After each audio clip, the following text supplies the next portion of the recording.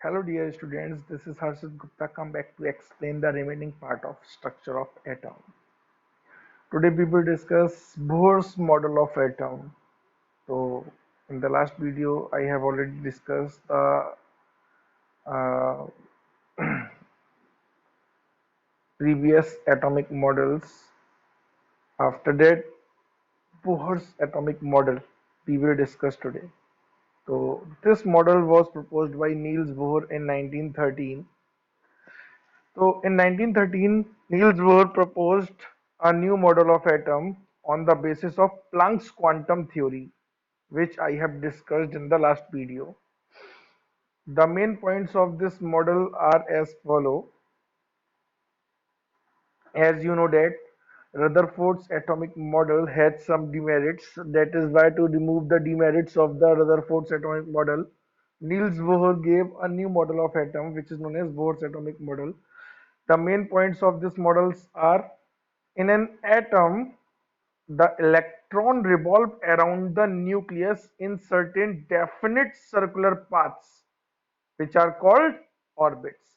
It's mean that in an atom, nucleus is present at the center, but around it there are some different certain circular paths, which are called orbits, in which electron revolve around the nucleus. Second point is each orbit associated with a definite energy, and therefore these are known as energy levels or energy cells. These orbits associated with definite energy. Each cell has a definite energy, therefore these are also called energy levels or energy cells because the cells gives the energy level of the electron also. The number of these cells are first, second, third, fourth from the nucleus. It's mean that from nucleus this will be first cell, this will be second, this will be third.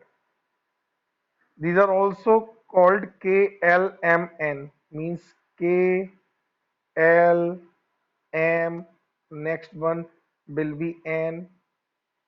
Got it?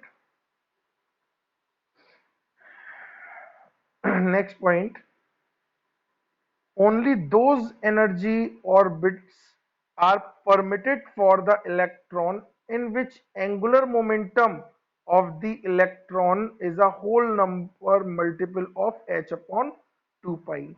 It's mean that only those electron can revolve in an orbit in which the angular momentum angular momentum of the electron angular momentum will be equal to mbr. Angular momentum of electron will be equal to mbr. It is the whole number multiple of h upon 2 pi, means h upon 2 pi into a whole number like n, where the value of n will be 1 2 3 4, any whole number. So when you will place the value of n, you got the energy, or you got the electrons which are permitted in a particular cell. For first cell n is equals to 1, for second cell n is equals to 2, for third cell n is equals to 3. So if you want to know about the electron which is permitted in third cell, then the angular momentum of that electron should be equal to 3h upon 2 pi. In this equation, angular momentum is equal to nh upon 2 pi. In this equation, n is integer and its value is 1 2 3 4 etc., which depends upon the number of cell. M is the mass of electron, b is the tangential velocity of the revolving electron, r is the radius of orbit, r is the radius of orbit, and h is the Planck's constant. H is the Planck's constant. Next point, of Bohr's atomic model, as long as electron is present in a particular orbit, it neither absorbs nor loses energy, and its energy therefore remains constant. So here Bohr removed the demerit of Rutherford's model. According to Rutherford's model, when an electron is revolving around the nucleus, then the energy of electron will decrease continuously, and finally electron will fallen down in the nucleus. But here Bohr said that when an electron revolving in a particular orbit, then it neither absorbs not nor loses energy, and therefore its energy remains constant. Means the energy of electron remains constant in an orbit. Electron will never come close and nor go away from the nucleus. Next point, when energy is supplied to an electron, it absorbs energy only in fixed amount as quanta and jump to higher energy state away from the nucleus known as excited state. So remain this thing in your mind. In an atom, as the distance increases from the nucleus, the energy of electron will also increase. So if if an electron absorb some energy in the as quanta, then it will jump from lower energy level to higher energy level. The first cell contains the lowest energy, second cell contains the energy greater than the first cell, third cell contains the energy associated with the energy greater than first cell and second cell. As the number of cells increases, the energy of electron will also increase. When an electron absorbs energy from lower energy level, then it move out then it move to the higher energy level, and this higher energy level is called excited state. So this is known as excited state. The excited state is unstable. The electron may jump back to the lower energy state, and in doing so it emits some amount of energy. So when an electron come back to the lower energy level, as you can see here, from higher to lower energy level, then it emits some energy. This energy will be equal to E2 minus E1. E2 is the energy of E2 is the energy of this cell, and E1 is the energy of this cell. So this energy, the emission of energy will be equal to E2 minus E1. As you can see that the energy increases from the nucleus, greater distance from nucleus. As the distance increases from the nucleus, the energy will also increase. And remain one thing in your mind, the energy difference between first cell and second cell is maximum, and after that the energy difference between second cell and third cell is less in comparison to first cell and second cell, and the energy difference in third cell and fourth cell is also less from the energy difference of second cell and third cell also. So as the number of cells increases, the energy difference will decrease between the cells.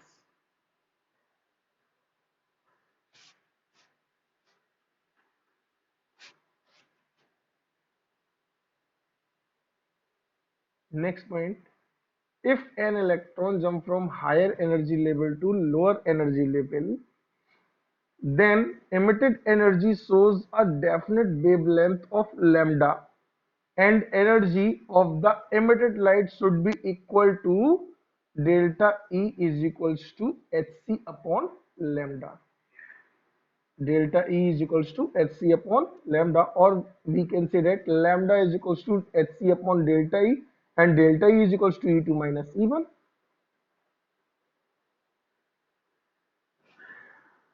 So these are the main points of Bohr's atomic model. After that, there are some achievements of Bohr's atomic theory. Bohr's theory has explained the stability of an atom, as Rutherford's model does not explain the stability of an atom, because uh, the demerit of Rutherford's model is that when electron is a charged particle, and when electron is revolving around the nucleus, then it will lose some energy, and finally electron will fall down in the nucleus. So atom should be unstable. uh, Atom must be unstable, but atom is stable. To explain the stability of atom, Bohr suggests that electrons are revolving around the nucleus in a in an orbit without losing or accepting the energy. Therefore, they not come close or move away from the nucleus, and continuously remains revolving around the nucleus in a definite circular path. Second point is Bohr's theory has explained in Bohr's theory has helped in calculating the energy of the electron in hydrogen atom, and electron species one electron species like helium plus Li plus 2, etc. Those atoms in which only one electron are called, which contain only one electron, are called one electron species. So for which Bohr gave an expression for the energy. The mathematical expression for the energy of nth orbit is En is equals to minus 2 pi square me e to power 4 into z square upon n square r square. By substituting the values of Me, E, R and Z. Z is the atomic number, Me is the mass of electron, E is the charge of electron, R is Rydberg's constant. So when you will place the value of all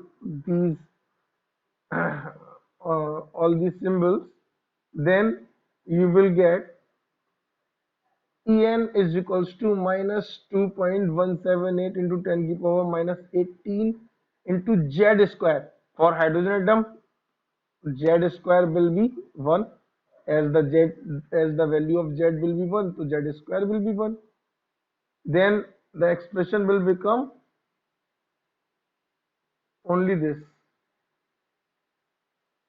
But for hydrogen-like species, the expression will become En is equals to minus 2.178 into 10 to the power minus 18 Z square upon N square. So this formula we will use for some numericals also.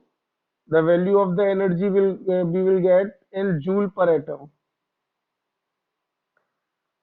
We can convert it into kilojoule per mole by dividing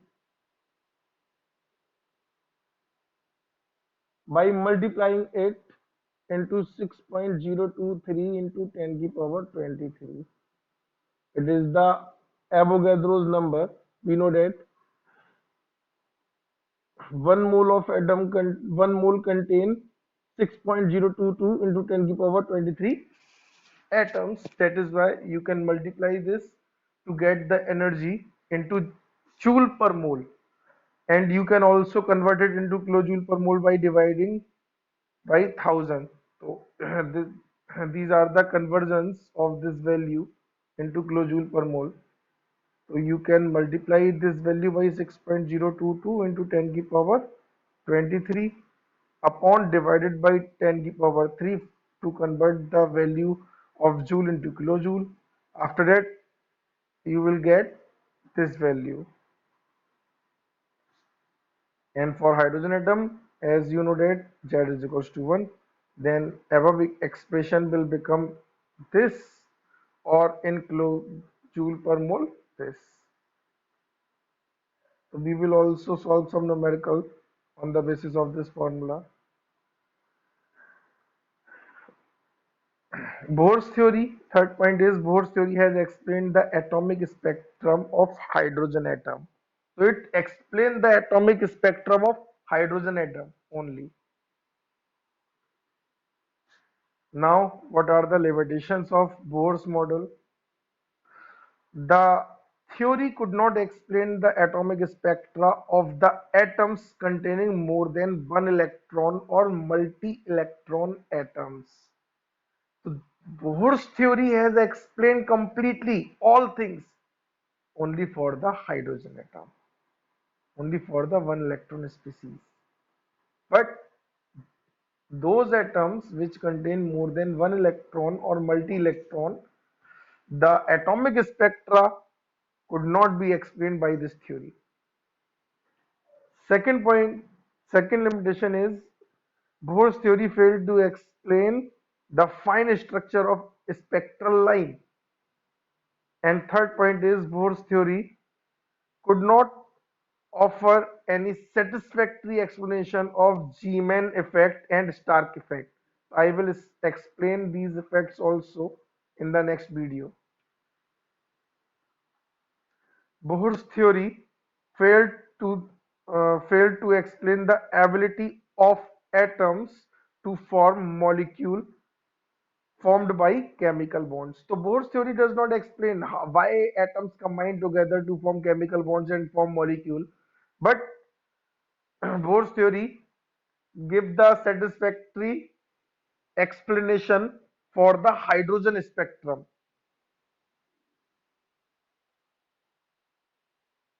And the next one limitation is Bohr's theory it was not accordance with the Heisenberg uncertainty principle. So this is the last limitation of the Bohr's atomic model. After that, we will discuss the dual behavior of matter and de Broglie equation. As you know that dual behavior of wave, we have discussed dual behavior of matter, we have discussed in the previous video. The matter behaves like a particle as well as a wave. So de Broglie in 1924 proposed that like radiation, matter should also exhibit dual behavior, that is both particle-like and wave-like properties. Means matter should also have particle-like and wave-like properties. This means that like photons and electrons also have momentum as well as wavelength. It's mean that it shows the particle nature, therefore it shows some momentum, and it shows wave nature, therefore it has some wavelength. It is known as dual nature of electron. It is also known as dual nature of electron. Means electron shows the properties of both particle as well as wave. From this analogy, de Broglie established a relation between wavelength and momentum of a material particle like electron. If electron shows the particle-like properties, then according to Einstein, the energy of a particle will be equal to E is equals to mc square. Give it equation number 1. If electron shows the wave-like properties, then according to Planck's, the energy of a wave is E is equals to hc upon lambda. ये हमने last video में discuss किया था. And if since electron shows the properties of both, means properties of a particle as well as properties of a wave, then both of these energies belongs to electron and should be equal to each other. And when both of these energies are equal to each other, then mc square is equals to hc upon lambda. एक c से एक c cancel. Then we get mc is equals to h sorry यहाँ पर hc होगा, hc upon lambda, sorry h upon lambda होगा केवल, h new नहीं होगा, सॉरी ये c से c कैंसिल हो गया ना, mc is equals to h upon new, यहाँ पर ठीक हो गया है। तो लैम्डा इधर जाएगा, mc इधर आ जाएगा नीचे, तो lambda is equals to h upon mc। तो एक बस ये एक छोटी सी मिस्टेक है, इसको ठीक कर देना। If electron is moving with a velocity v, then if electron is moving with a velocity v, then we can also write this equation like lambda is equals to h upon mb. So we can replace c by b, and this equation is called de Broglie equation. And we know that momentum is equals to mass into velocity. Then we can also write this equation like lambda is equals to h upon p, and h is the Planck's constant. Then we can write lambda is inversely proportional to the momentum. Thus we can say that the wavelength of an electron is directly proportional to the momentum. This relation is also known as de Broglie equation. So all these equations are the results of de Broglie equation, where lambda is the wavelength, p is the momentum, h is the Planck's constant, as you know that.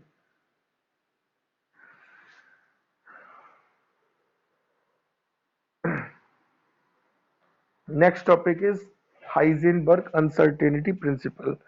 In 1927, Heisenberg gave a principle which is known as Heisenberg uncertainty principle.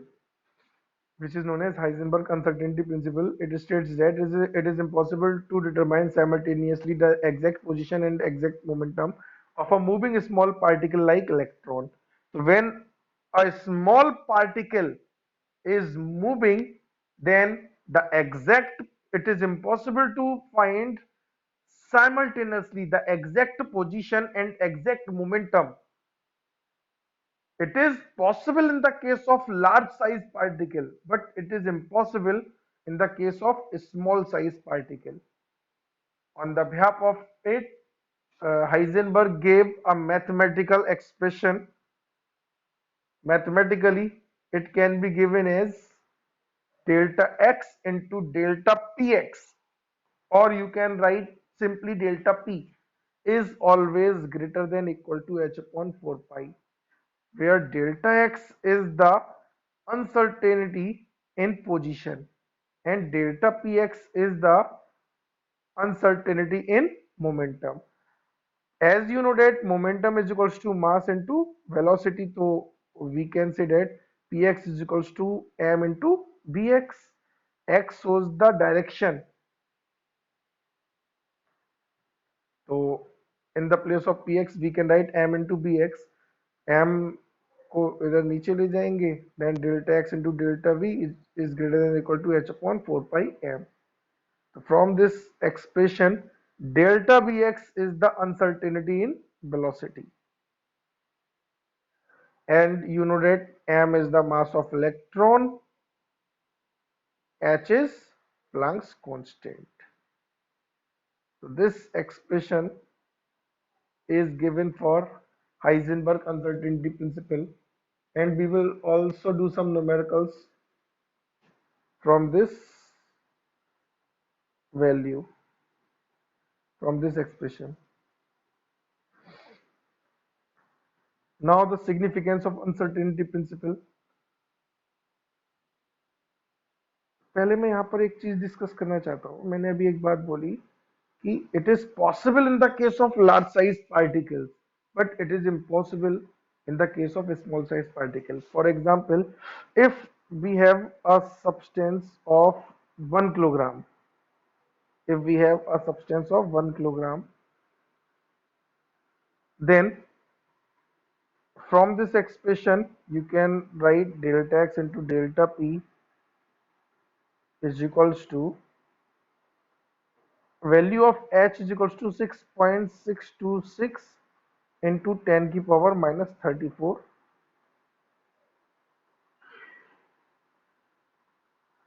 upon 4 into pi की value 3.14 into m की value 1. When you will solve this, you get the value approximate equal to 0.5 into 10 की power minus 34, which is very small, means the uncertainty in position and uncertainty in momentum. The product of uncertainty in position and position and velocity will be equal to the order of 10 की power minus 34. Uncertainty means uncertainty का मतलब समझ रहे हो आप लोग?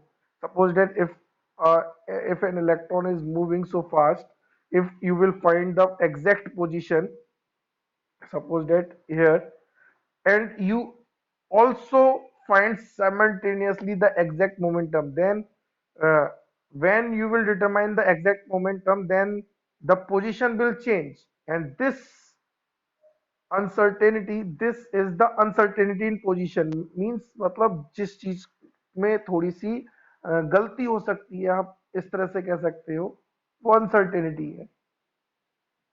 वो change हो जाए, जो तुमने एग्जैक्ट पोजीशन ली वो उसमें कुछ ना कुछ चेंज हो गया, तो ये आपकी जो डिस्टेंस ही अनसर्टेनिटी इन पोजीशन कहलाएगी। और अगर आपने एग्जैक्ट पोजीशन निकाल ली, तो वहां जब तक आप ये निकालोगे तब तक मोमेंटम में कुछ ना कुछ डिफरेंस हो जाएगा, उसको हम अनसर्टेनिटी इन मोमेंटम कह सकते हैं।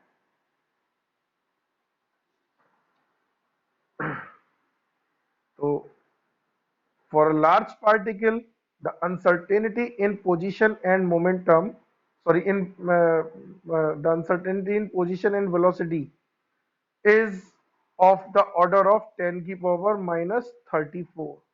तो अनसर्टेनिटी इतनी छोटी है, इनके प्रोडक्ट इतने छोटे हैं कि 10 की पावर माइनस 34 मीन्स 0.00000000034 टाइम्स हमको जीरो लगाना पड़ेगा, उसके बाद कहीं जाके कोई वैल्यू आएगी। तो बहुत छोटा, बहुत छोटी सी अनसर्टेनिटी हो गई लार्ज पार्टिकल के लिए, नेग्लेजिबल मान सकते हैं हम इसको। बट अगर हमारा पार्टिकल बहुत छोटा है, like electron, then we know that delta x into delta v is equals to the value of h is 6.626 into 10 की power minus 34 upon 4 into the value of pi is 3.14, and the value of m for the electron is 9.1 into 10 की power minus 31 kilogram. When you will solve this, then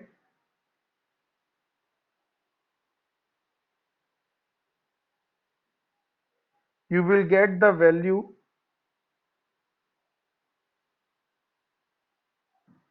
of the order of 10 की power minus 2, which is very large in comparison to 10 की power minus 34.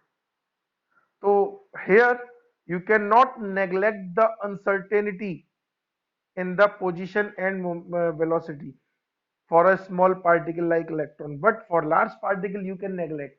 Then we can say that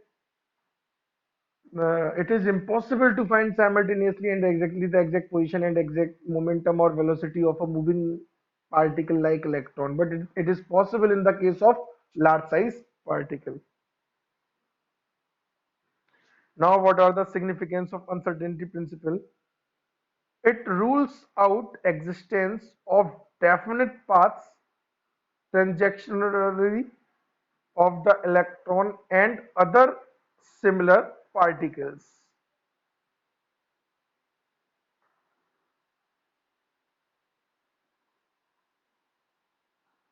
The effect of Heisenberg uncertainty principle is significant only for microscopic objects and is negligible for microscopic objects. So as I told you, it is only applicable for the microscopic objects like very small particles. Reason for the failure. of Bohr's model. Why Bohr's model has been failed? The wave character of electron is not considered in Bohr's model. In Bohr's model, we have or it was considered that the electron is a particle which is moving around the nucleus. The wave character is not considered in the Bohr's model. It is the demerit, it is the big failure of Bohr's model because uh, de Broglie explained that electron has dual nature. It shows the properties of a particle as well as a wave. And if it shows the character of wave, then you have to consider the wave character also. But in Bohr's model, the wave character of electron is not considered. So it is the big failure of the Bohr's model. According to Bohr's model, an orbit is a clearly defined path, and this path can completely be defined only if both the position and the velocity of electron are known exactly at the same time. Means if you know the position of the electron around the nucleus and the velocity of electron through which electron is moving, is revolving around the nucleus, then you can keep the clear defined path for the orbit of an atom, of an electron. But according to Heisenberg, this is impossible. This is impossible that you cannot find exact position and momentum or velocity for a moving small particle like electron. This is also the reason for the failure of Bohr's model. After Bohr's model, a new model was given which is known as quantum mechanical model of atom. Quantum mechanical model is based on the quantum mechanics. Quantum mechanics is a theoretical science that deals with the study of motions of the microscopic objects that have both observable wave like and particle like properties. So here both characters of the electron should be considered,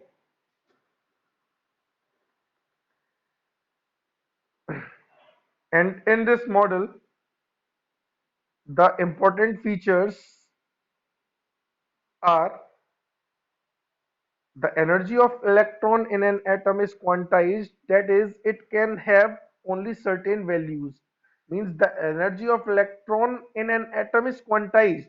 It is not possible that कि energy किसी भी electron की कितनी भी हो सकती है, कितने भी एनर्जी लेवल्स हो सकते हैं. तो यहाँ पर ये बोला गया energy of an electron in an atom is quantized. It can have certain values. After that, electron will remove from the attraction area of the nucleus.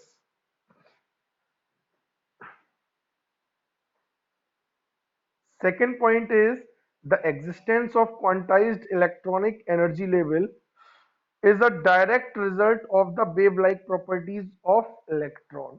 So the quantized electron energy levels which are present in an atom are the result of wave-like properties of electron.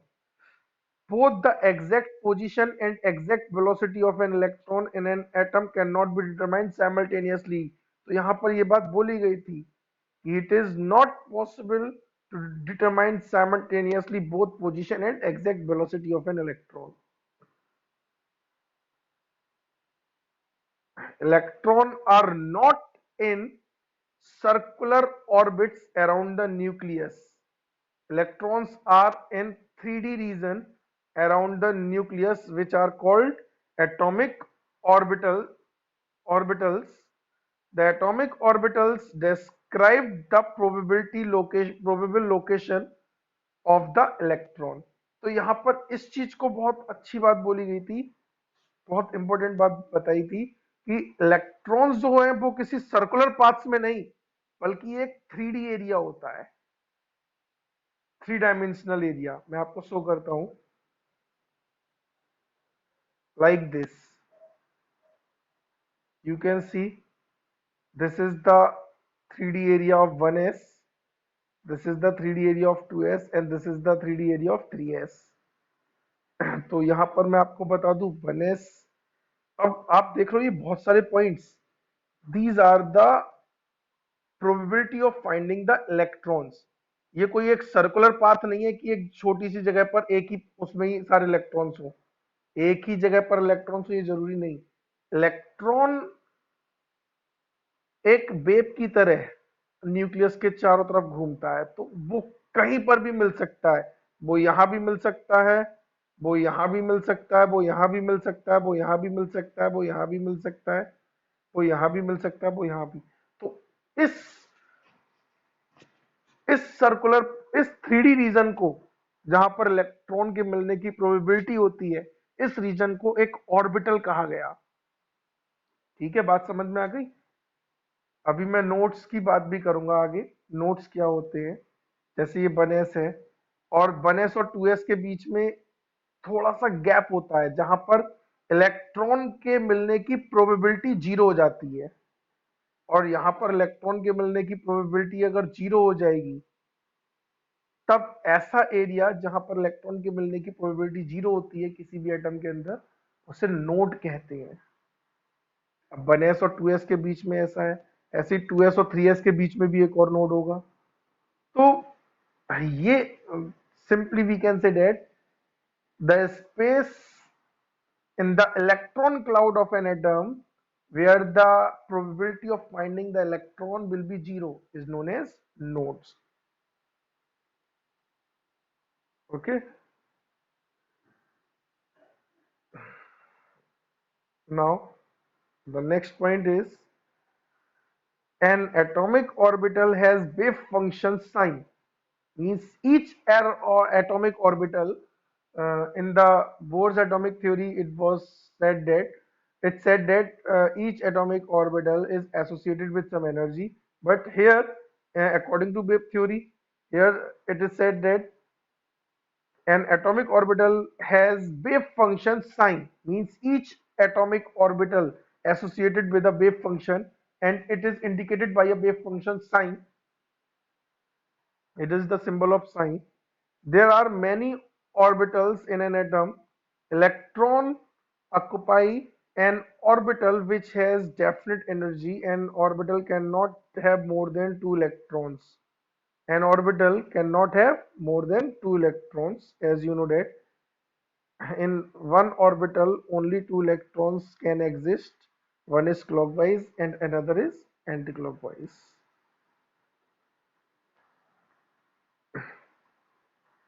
The orbitals are filled in increasing order of energy. All the information about the electron in an atom is stored in the orbital wave function sign. So all the information about the electron you can determine by the orbital wave function sign, for which a wave equation was also given, which is known as Schrodinger wave equation. With the help of Schrodinger wave equation, you can find the value of psi for an atom. So I will explain the Schrodinger wave equation also in the next video.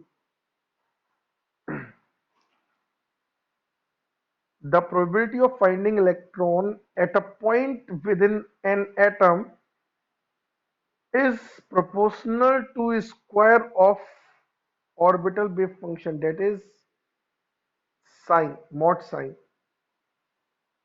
यहाँ psi square होगा, sorry, square of wave function means sine square. ठीक है, इसको आप ठीक कर लेना, मैं ठीक कर दूंगा। Sine square at that point, it is known as probability density and is always positive from the value of psi at different points within atom. It is possible to predict the region around the nucleus where electron most probably will be found. So remain this thing in your mind. The pro मैं एक बार फिर से repeat कर रहा हूँ, the probability of finding electron at a point within an atom proportional to the square of orbital wave function. The probability of finding electron is directly proportional to the square of wave function psi. यहाँ psi square होगा at that point. It is known as probability density. It is also known as probability density and is always positive. The square of any value always be positive. चाहे वो आपकी negative हो चाहे वो आपकी positive हो, दोनों वैल्यूज के स्क्वायर हमेशा पॉजिटिव होते हैं. ठीक है, तो always positive. From the value of psi at different points within an atom, it is possible to predict the region around the nucleus where the electron probability will be found. Where the electron most probably will be found means it is possible. अगर हमें wave function की value पता हो तो we can predict the region around the nucleus where electron most probably will be found. So as you know that in an atom, nucleus is situated at the center and around it there is some space which is known as electron cloud. Electron cloud is the area where nucleus has influence on the electron. So finally I will explain node and nodal plane. Node अभी मैंने आपको बता दिया. What is the node? The space in the electron cloud of an atom where the probability of finding electron is zero, called node. And the plane passing through the nucleus or node on which the probability of finding electron is zero is called a nodal plane. The number of nodal plane in an atom is equal to the azimuthal quantum number L. So what are quantum numbers? I will explain in the next video. I will try to complete the whole chapter in the next video.